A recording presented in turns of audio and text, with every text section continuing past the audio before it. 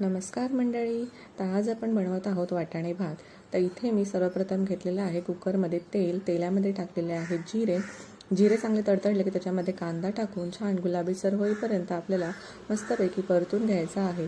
कांदा गुलाबीसर झाल्यावरती त्याच्यामध्ये आपल्याला टाकायचं आहे जिंजर गार्लिक पेस्ट छान परतून घ्यायची आहे. मग त्याच्यामध्ये टाकायचं आहे आपल्याला पुदिना, मिरची आणि कोथिंबीरीचं वाटण. ते छान परतून झाल्यानंतर त्याच्यामध्ये इथे मी टाकलेलं आहे बीटरूट, खिसून टाकलं आहे. हे ऑप्शनल आहे, पण ह्याने रंग खूप छान येतो म्हणून मी इथे टाकलेलं आहे. हे छान परतून झालं की आपल्याला ह्याच्यामध्ये टाकायचं आहे, तुम्ही ज्या काही आवडीप्रमाणे तुमच्याकडे अवेलेबल असतील त्या भाज्या घेऊ शकता. इथे मी गाजर घेतलेला आहे, तोंडली घेतलेली आहे, वाटाणे घेतलेले आहेत आणि हे छान प्रकारे टाकून आपल्याला मिक्स करून घ्यायचं आहे. हे मिक्स झाल्यानंतर आपल्याला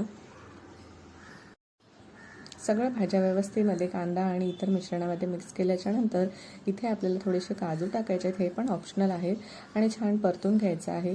इथे मी आमचा घरगुती कांदा मसाला टाकलेला आहे, 2 चमचे हिंग टाकलेला आहे, हळद, धणेजिरे पूड आणि गरम मसाला किंवा बिर्याणी मसाला जो तुमच्याकडे असेल, अवेलेबल असेल, तो टाकून छान मिक्स करून घ्यायचा आहे.